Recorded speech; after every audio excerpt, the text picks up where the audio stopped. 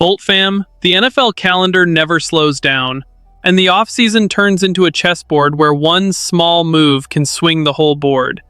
There are quiet decisions that look harmless on the surface, but they mess with Herbert's protection and the way this defense closes games. And there's one choice that's going to feel unpopular right now, but could look like gold in December. So let me ask you straight up. Do you want the safe, proven move today? Or do you want to bet on the next name before everyone else catches up? Drop your take in the comments. And once you're here, make sure you hit like and subscribe so we keep building this Bolt fam the right way. Because by the end, I'm connecting all the dots and showing you the hidden signal in all of this. Here's the thing. This might sound like just a 6th round pick, but it has the kind of ripple effect that changes a locker room. Daniel Popper over at The Athletic has a 7-round mock that puts the Chargers taking Miami safety Jacoby Thomas at pick 202. And with only 5 total selections in 2026 and just 2 shots on day 3, hitting on a late-round defender isn't a luxury. It's how you keep a contender deep, fresh, and dangerous when injuries start stacking up. What's being laid out is pretty straightforward. The mock has LA finding another defensive diamond in the rough, something this team has shown it can do. Thomas was a key piece in Miami's scheme on the way to the national title game. He plays with real physicality, he'll tackle, and he's got utility both deep and when he's triggering downhill into the box. The impact is immediate, in a way fans don't always appreciate until something goes wrong. He would fit his depth behind Derwin James, Elijah Molden, and RJ Mickens. A guy you can use in specific packages, on special teams, and then grow into more, without forcing him into the fire. Depth on the back end is one of those things you don't celebrate in August. You pray you have in November. But now comes the part that splits the fan base. Because if you take Thomas, you're basically accepting a painful reality. It pushes the Chargers closer to letting Tony Jefferson walk in free agency. Jefferson had a polarizing 2025 for some people, but he also brought juice. He started 8 games, played in 13, finished with 57 combined tackles and 7 passes defended. And he's the kind of hard-hitting presence you want as your 4th safety when the season turns into a weekly street fight. He's also said he wants to keep playing in 2026. So what's the move? 2 paths, and neither is clean. If the Chargers bring Jefferson back, you're buying stability and experience. And you're keeping a guy who knows NFL speed and can hold the line when things get messy. But you're also paying for it, and you're keeping reps away from a younger player who might be ready to grow. If you draft Thomas and let Jefferson go, you're trading the comfort of right now for a cheaper, controllable development swing. Per Spotrac's projection mentioned in the original reporting, Jefferson could be around $4 million on a 1-year deal, while a rookie deal for a pick in that range would come in around $4.5 million total. Be honest, which side are you on? Jefferson for 2026 or Thomas as the future bet? Vote it in the comments. Because that small decision on the back end quietly nudges another huge decision up front. The one that decides whether Herbert gets to play quarterback or play survivor. And this is where the conversation gets real. There's a point where it doesn't matter how special Justin Herbert is if the pocket keeps collapsing. You can have elite arm talent, processing, toughness, leadership, all of it. And if pressure is arriving in 2 seconds, everything turns into chaos. Chargers fans have felt that. You've watched drives die because the interior couldn't hold up, and suddenly 3rd and long turns into a prayer. That's why there's serious credibility around the idea that the Chargers will spend some of their cap space on top offensive linemen in free agency. One set of free agency predictions even framed the Chargers as a winner a top free agent should want to join. And under Jim Harbaugh, that part makes sense. If you're a veteran and you want a real playoff run, LA is a place you can talk yourself into quickly. The need is obvious. The interior line in front of Herbert is still a major concern after a free agency misfire with Mekhi Becton and poor play from center Bradley Bozeman. And one possible solution being floated is a big name with a big resume, Joel Bitonio, the 34-year-old former 2-time first-team All-Pro. Connor Orr at Sports Illustrated even painted it as a blockbuster type of offseason move. Let me say this, Bitonio isn't the future. but he could be the cleanest way to stabilize the present. The impact would be immediate.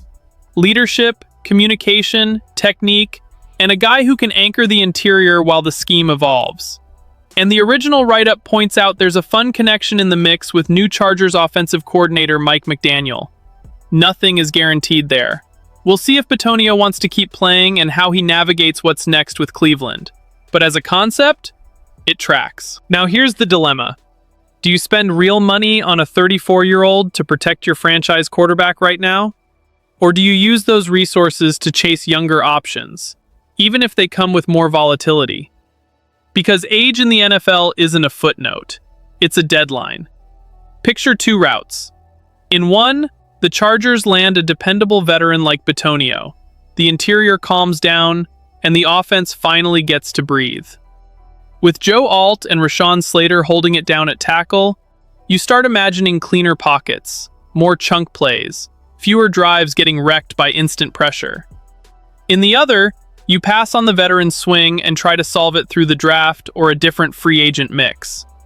That might give you longer-term upside, but the risk is obvious. Learning curves, chemistry issues, and Herbert taking hits he shouldn't be taking. So tell me, does the Bitonio idea excite you, or does it worry you? Would you take the immediate upgrade, or would you rather save your bullets for something else? Because here's the uncomfortable truth. Protecting Herbert can get expensive, but not protecting him costs you seasons. And while everyone's staring at the line, there's a defensive decision brewing that's just as ruthless. Because not every problem is about, can we keep the guy? Sometimes the problem is, he became too good at the worst possible time. Everyone assumes a breakout leads to one simple outcome. Pay him, keep him, move on. But the Chargers don't get to live in that fantasy. Odafe explosion created the exact kind of situation contenders fear. He played himself into a contract tier where one desperate team can blow up your whole plan. The facts from the original report are wild. After the midseason trade, Owe posted 7.5 sacks, 28 combined tackles, and 13 QB hits over 12 games. And in the Chargers' lone playoff matchup against the Patriots, he stacked 3 sacks. He didn't just show up, he changed the temperature of the pass rush.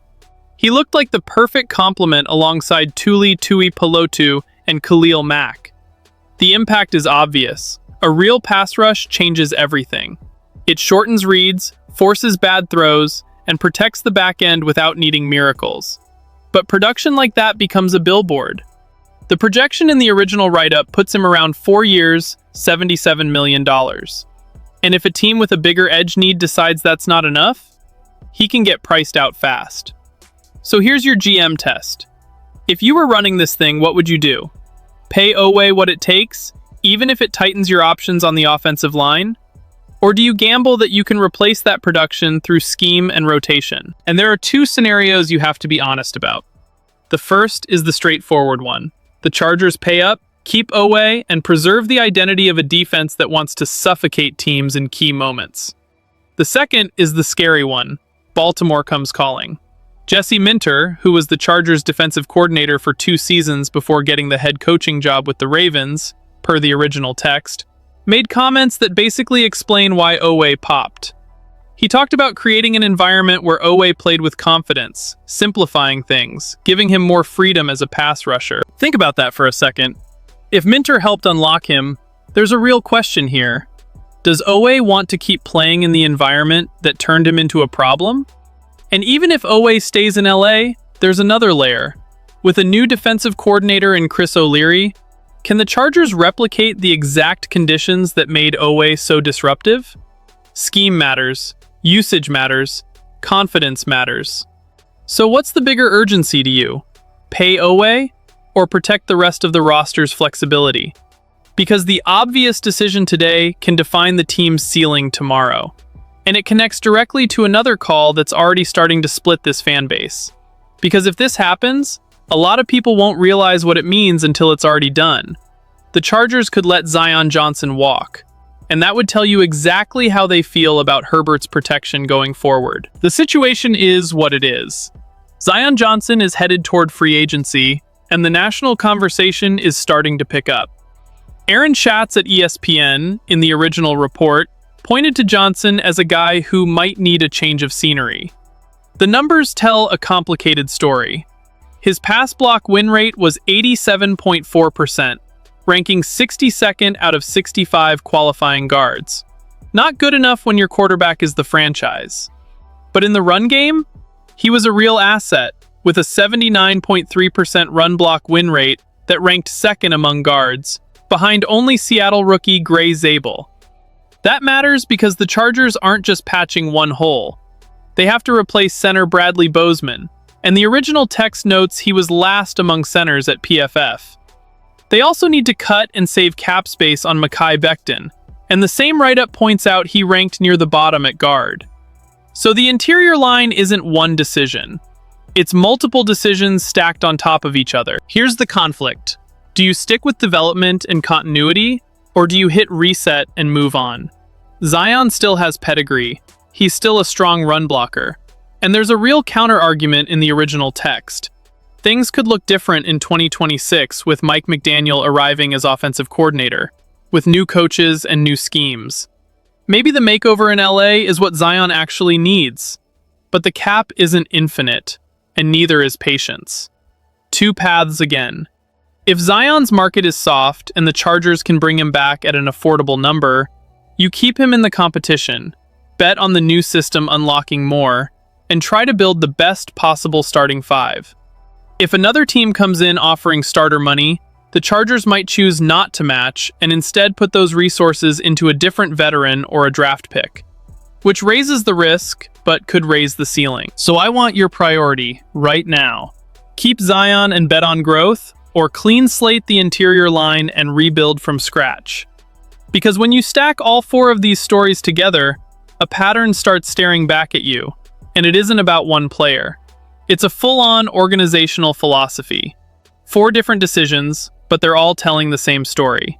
The Chargers are choosing between short-term comfort and building a ruthless, long-term foundation. A late-round swing like Jacoby Thomas could mean letting a respected veteran walk. A veteran like Bitonio could define how much time Herbert gets to operate, especially in the red zone and on 3rd and long. Paying or losing Oowaya changes the defense's identity. And Zion is the line between faith and a total reset. So I'll ask you again, do you want safety right now, or do you want dominance later? Drop your take, hit like, and subscribe. And don't be shy in the comments.